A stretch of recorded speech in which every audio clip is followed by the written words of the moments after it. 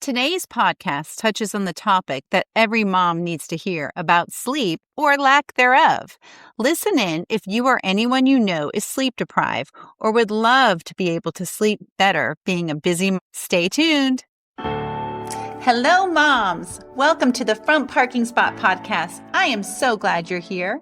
I'm Jennifer Bosma, wife, mom, grandma, former teacher for 23 years, and now a Christian children's book author and your podcast host. Are you a faith-based mom trying to live out a Christian life for your family? Do you want to learn more ways that you can have power over your child's spiritual growth? Inside this podcast, you will find tried and true ideas to grow in your faith and be the best wife and mom you can be. So listen in as you're cleaning up, doing the drive, or matching that sock, and be encouraged to know that God has his front parking spot set aside for you. Hello, moms, and thank you for joining us today on the Front Parking Spot podcast. Today, I have Dr. Benjamin Long.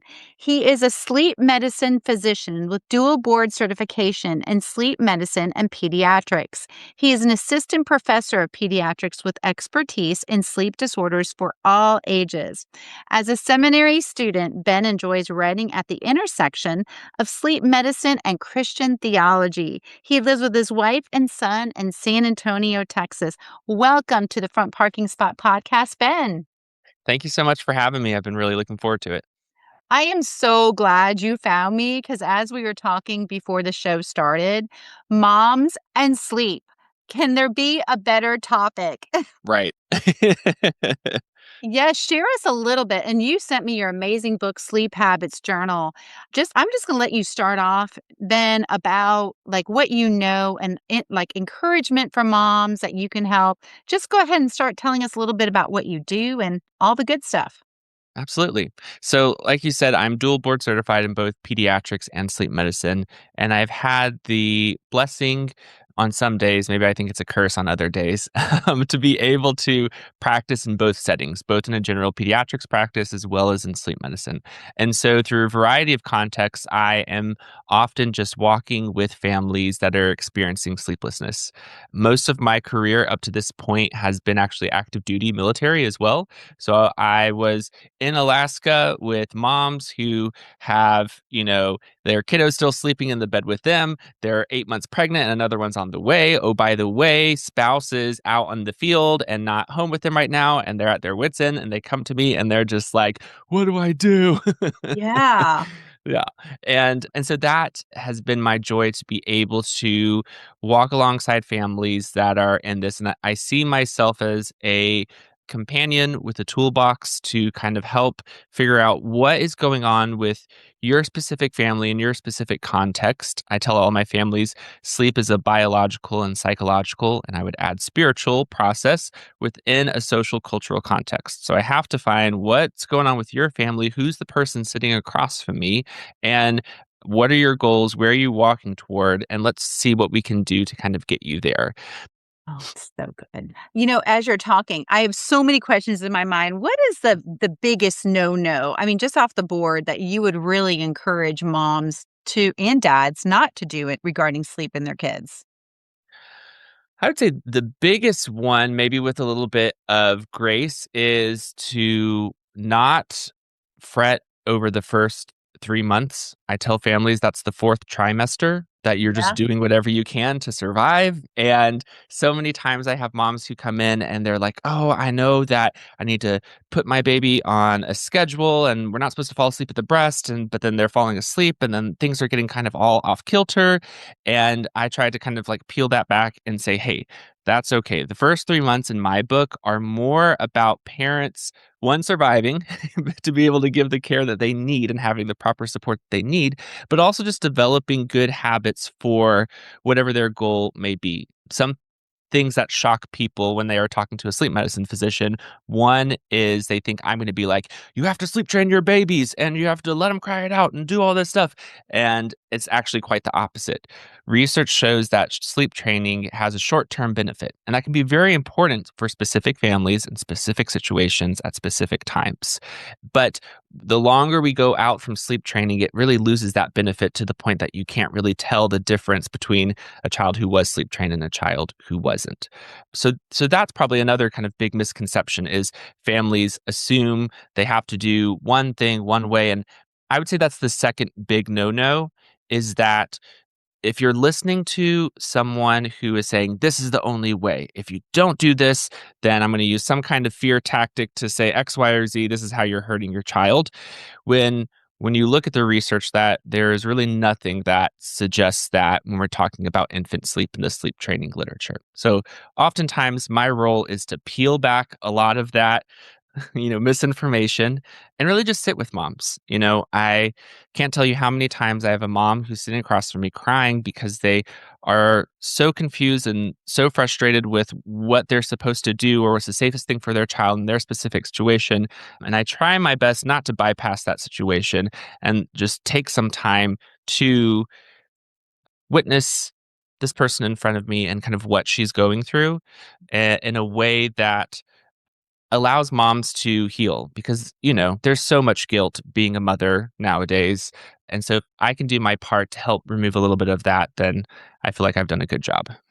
Yeah, exactly. What you're saying too is the whole sleep training thing. I had a friend that said, my child's sleeping through the night. Her little child, her little boy was sleeping through the night in 6 weeks. And then it makes those moms feel like, well, what am I doing wrong? Because my child still is waking up every 1.5 to 2 hours. So would you tell, like, at what time do you recommend and do you tell your moms that it's okay to let them cry it out? Or let that they'll put themselves to sleep or self-soothe. What's your kind of benchmark on that? Absolutely. The very earliest would be 4 months, but Okay. most babies are not ready until 6 months. So Okay. 6 months is the very earliest. When we're thinking about it from a physiological perspective, the part of the brain, the hippocampus, which is responsible for memory, Mhm. that's really kind of getting more strong and active closer to that 6-month mark. And so if a baby can't remember the sleep training skill that you're trying to teach them, then there's no point in doing it. So really before that, it's just parents developing good habits for themselves. So I tell families if your goal is to have an independent sleeper at 12 months, then research would suggest that the biggest thing that you can do for that is one, learn as far as like getting used to yourself, your response to your infant's cry. If the shorter the response time, the more that is going to be a struggle if you are wanting them to be an independent sleeper later on down the road. And then also the time spent in an infant's own sleep space as well. The longer you can get them sleeping in a space by themselves, the more likely they're going to be an independent sleeper. But that third one, which I often don't say to families who are coming to me because you can't do anything about this one, is if you truly have someone who's quote unquote a good sleeper. When we look at infants' brain waves while they are sleeping, we can stage that into different stages depending upon the pattern that we see in their brain waves. And there are some kids who just get more quiet sleep is the stage that we call it versus active sleep, that those kids tend to do better at being sleep trained by the time you get to 12 months. And that's something that you can't necessarily control.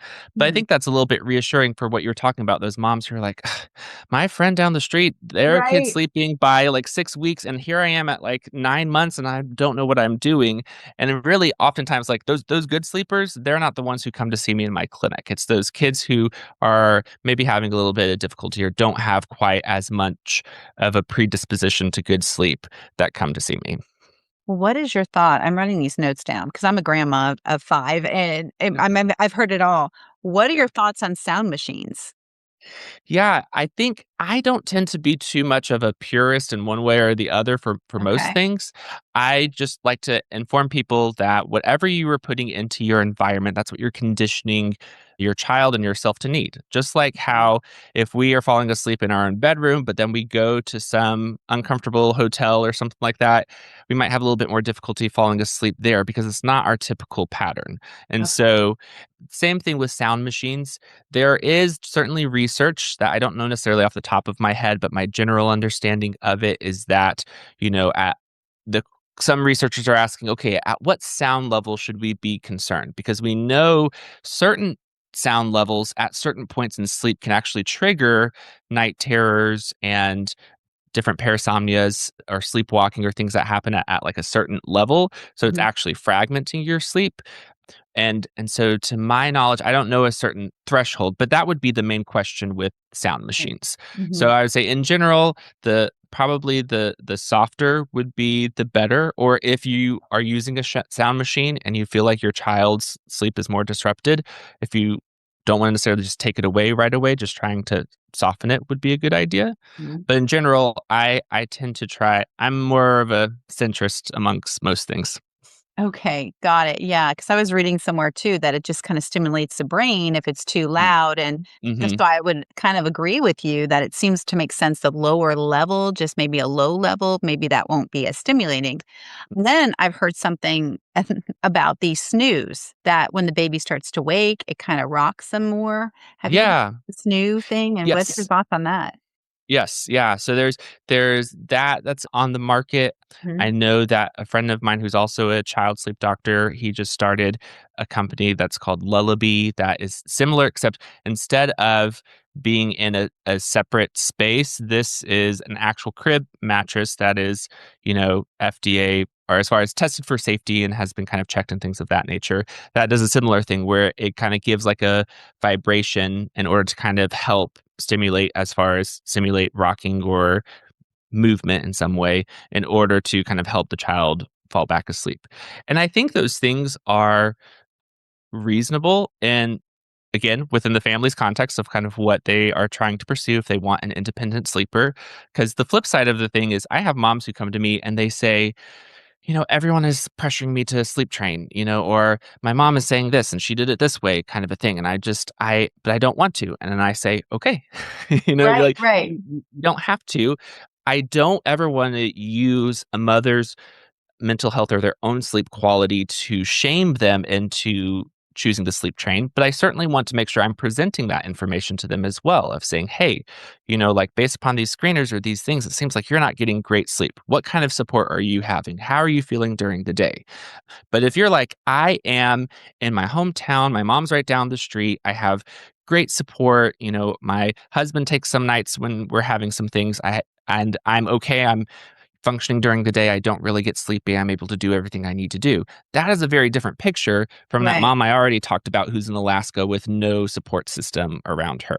So I always like to bring it back to that of people, we always want to hear ourselves when we're in conversations. And I have both of those moms in my mind.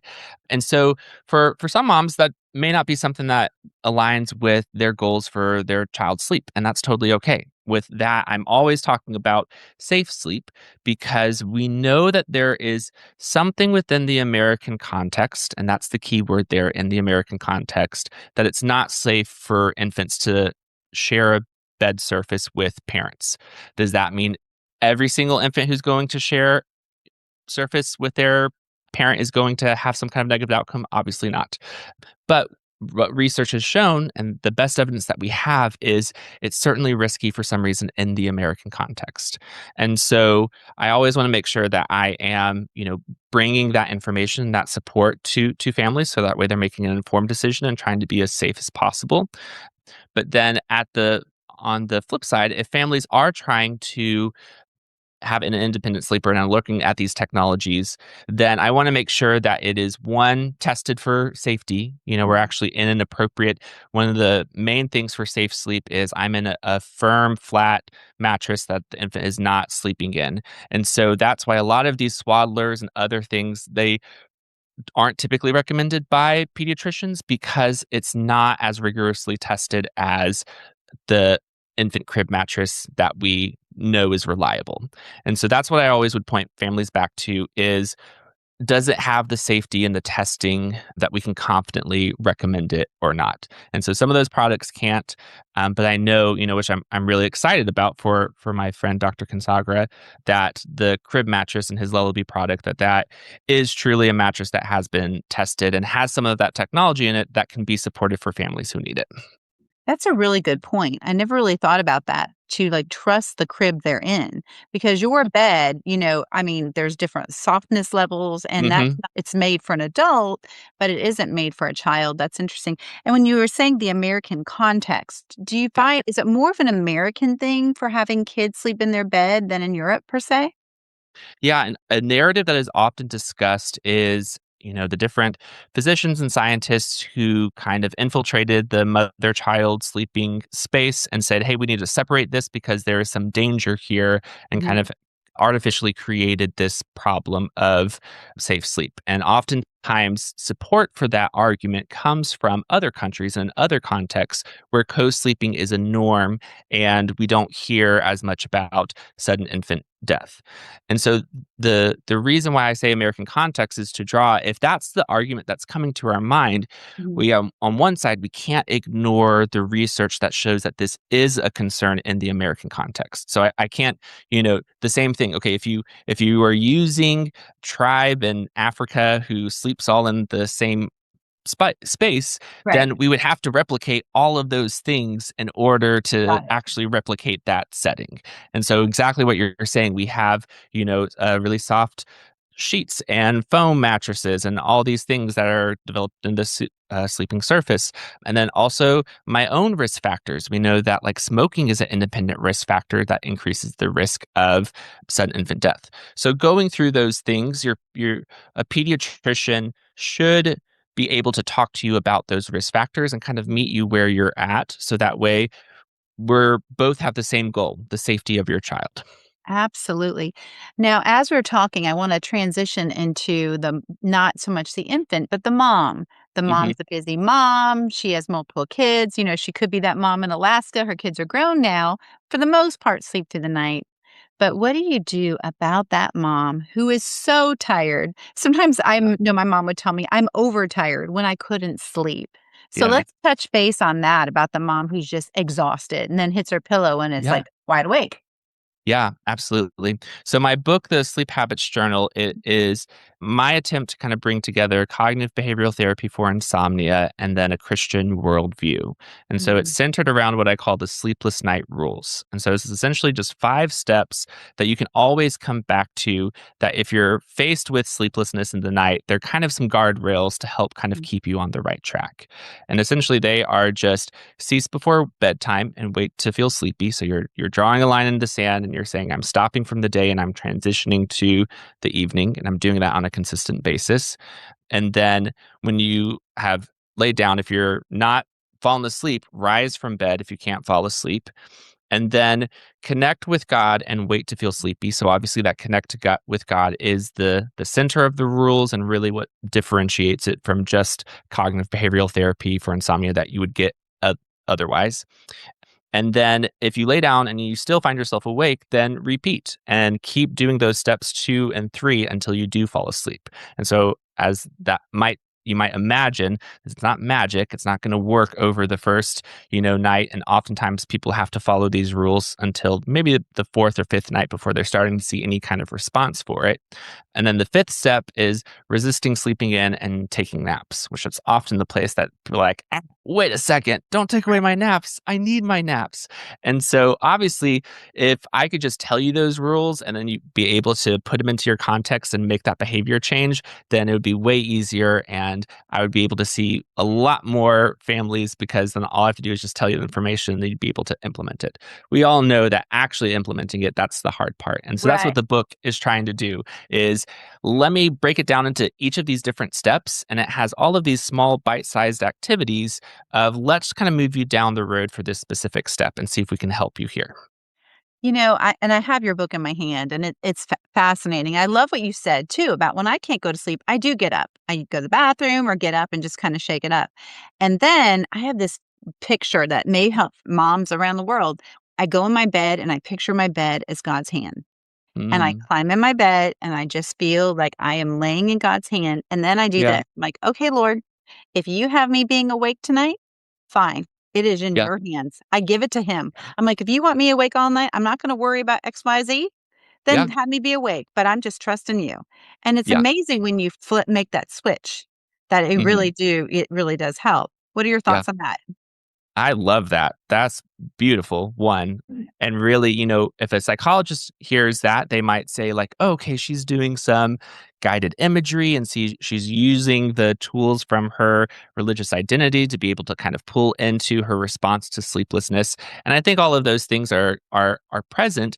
But what is very obvious is that your faith as a Christian is impacting how you're responding to that sleeplessness. And it's a very different narrative and very different response compared to someone who is working from an atheistic or agnostic kind of frame that doesn't have God to call upon when they're faced with suffering.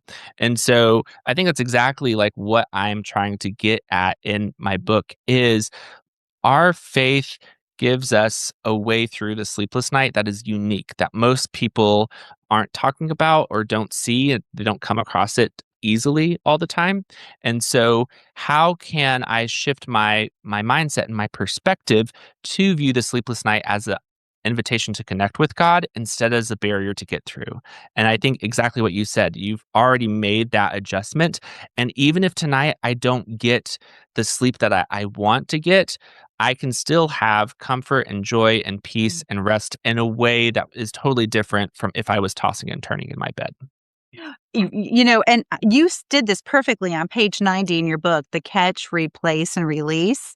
Mhm. I mean, when you can't go to sleep, you start doing the counting. Okay, if I go to sleep now, I have 2 hours. If I go to sleep Yeah. now, only 1.5 hours. You start doing the math.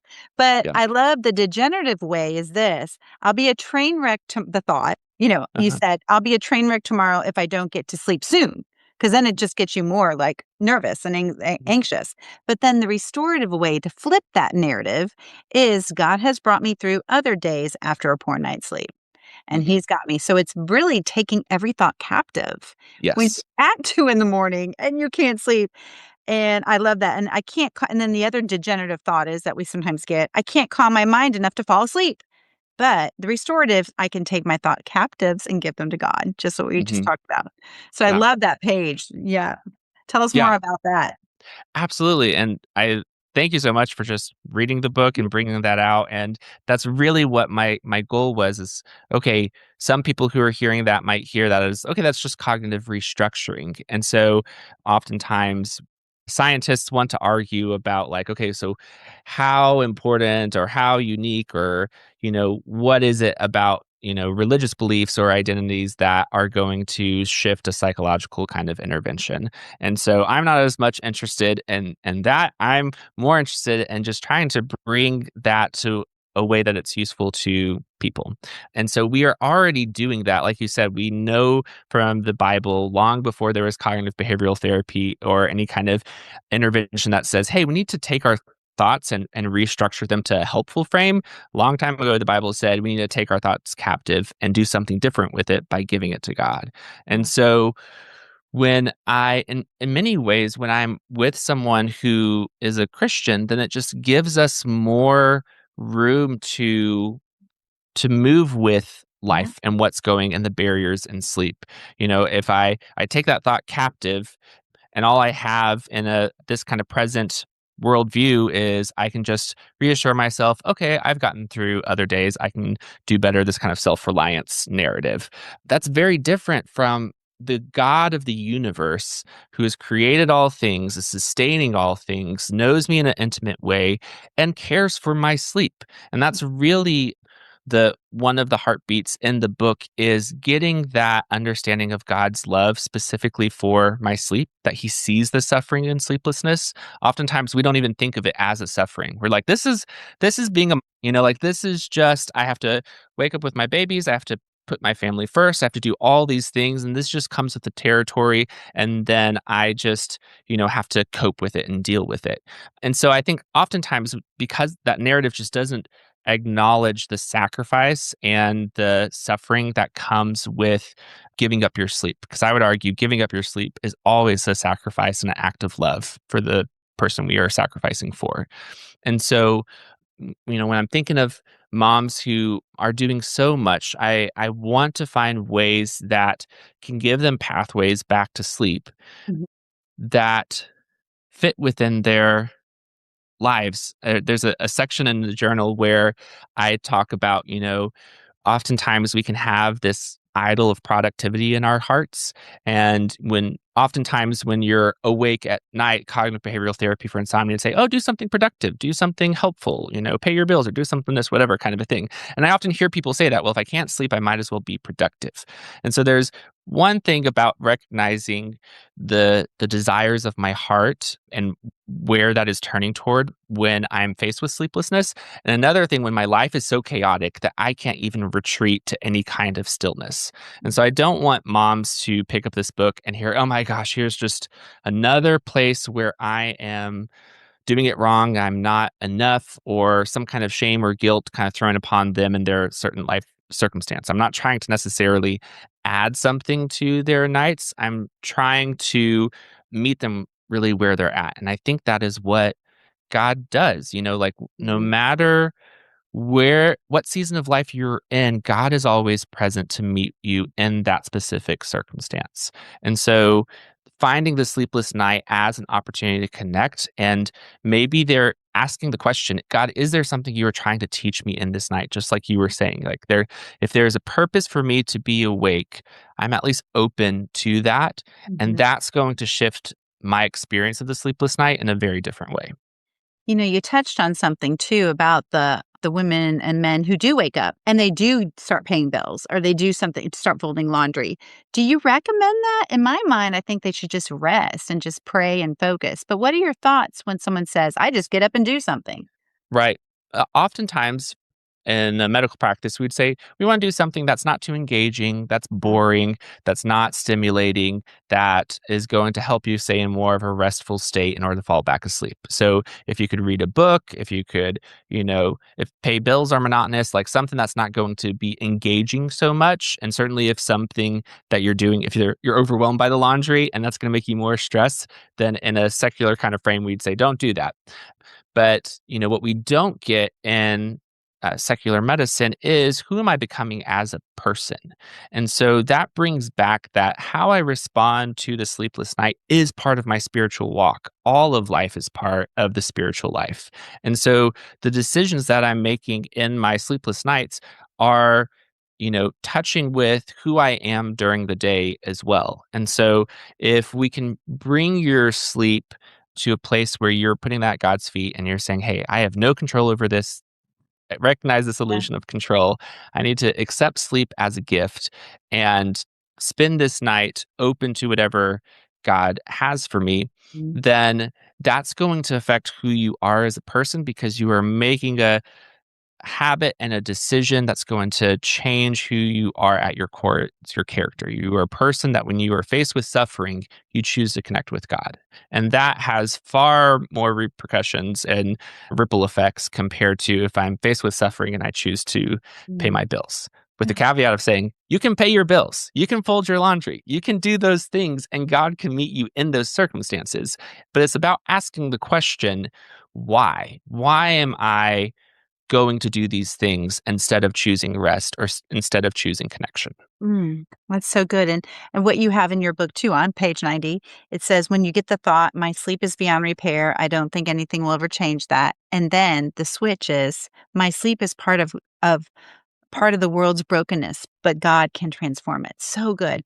Well, before we let the readers know listeners know how to find your book, I have to ask that question. What is your ideas and your thoughts on sleep medicines and medicines that people take like to go to sleep? So Yeah. real quick before we talk about how to find you, what are your thoughts on, taking meds? Yeah. I will say I would be pretty hypocritical if I said don't take any meds because obviously I prescribe medications. Right. I say that they have their place in the my toolbox for Mhm. specific people at specific times. I try to follow the research that shows that sleep aids because they're aid. They're not Mhm. going no pill perfectly replicates sleep in order for you to get the sleep that you need. There's always going to be some kind of impact and that's what we're doing when we're choosing those medications is weighing those risks and benefits.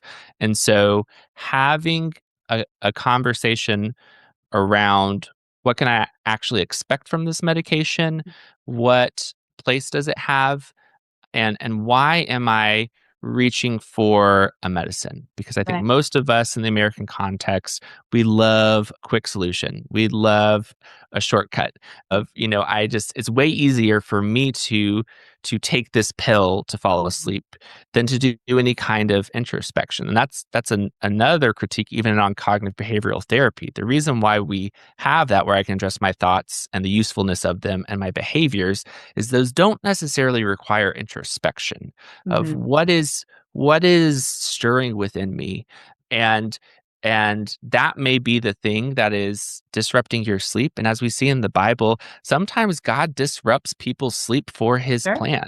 Sure. Like we You we gotta wake up believe. and pray. Yeah, exactly. Like we Mhm. believe that God has brought us to this night Mhm. and should have the humility to understand, okay, I can't see God's ways. So God help me to see what it is that you have for me. So I think sleep aids have their place, they Mhm. have their times, and being able to think of them in that way is what What I would about recommend. what about the natural remedies real quick, and then we'll talk about where Yeah. your book how to get your book, but Yeah. what do you think? I mean, like, what can I do naturally? Because I mean, Yep. everything is so holistic now, but Yep. any quick recommendations on that before we finish? Yeah, pretty much the same thing. My Mhm. approach is I try to inform. Certainly, if there is a natural remedy that you're either taking at too high of a dose or that interacts with any other medications that you're taking, that's how I view my job as your physician is to make sure that you're safe. The problem with alternative regimens is there's not great data that shows that as a response to insomnia Mhm. that it works better than placebo. That being said, placebo is great. I love placebo effect. Like if Right. it works for you, Yeah. then that's good because then you're getting the sleep that you need. And so that's why I don't take a hardline approach of like, they don't show any benefit, so no one needs to do them or anything like that. I want to make sure that you're safe is the biggest thing. But of the different kind of alternatives out there, could they have a place in a specific time and person? Magnesium is a really popular one. And so there's all this talk about, how much magnesium are we actually getting in our diet and things of that Mm. nature. And if we're deficient in magnesium, it's really hard to tell because blood levels don't really capture it very well. So how do we know when to add it? And so I recognize that, see that, and will enter into that conversation and have families try to at least calculate and look at the nutrition facts on things and look things up to see how much magnesium we think they might be getting. And certainly if there's a deficiency, I think there could be some help there. But are the influencers and people who say, "Oh, take this blend of X, Y, and Z, and Right. that's going to give you the perfect sleep." Maybe it does give that person perfect sleep, but we have to recognize there's a whole industry that wants to deliver that promise that this Right. is the thing that's going to help To your help sleep. you. And really, none of those supplements or products or Mhm. gadgets actually get at the root of insomnia is those thoughts, behaviors, and things that are happening in my life that are kind of pushing me above that insomnia threshold. Mhm. So if I'm trying to go to supplements to ignore that, then I say no, no, no. Don't do that. We got to focus on what's happening. But if I'm doing that truly and I'm not seeing the progress that I want to and I want to have a conversation about adding one of those things in, absolutely. I love that, and the introspection, that's so Mhm. good, and oh my goodness, I just love this. Well, please, please, please tell our audience how to find your book, Sleep Habits, because this was fascinating. Absolutely. So you can just go to sleephabitsjournal.com. Mhm. That will take you to my website and has all of the different places that you can purchase the book. And then also you can explore more if you want to connect with me. I have a Substack called The Nocturne that I write about this intersection of sleep and science and theology and kind of what I'm learning and exploring in that way. And anything else you want to connect with me, that's the best place to find me. Oh, wow. I am going to be sharing this podcast with all the young moms that I know, and your words have been very encouraging and hopeful. I love that. And it's hopeful. And I always tell mamas too, everything's a season. Yes. Your baby is an infant for a short period of time and just flip it. Flip the narrative. When you're Yeah. up at 3 in the morning, I remember when my oldest and I was up with her at 3 in the morning, I would just say, whoa, when in 20 years from now, I'm gonna be wishing I was sitting and holding her at 3 in the morning, and just Yeah. talking with her and just know that time goes by so fast and it's fleeting and Yeah. just just trust and lay down and just have God wrap you up and Mhm. put, just in the palm of his hand. Well, thank you, Dr. Benjamin Long, for being here in the front parking spot. You were truly a blessing. Thank you. It was a great conversation. Thanks so much. Well, mamas, thank you so much for joining in.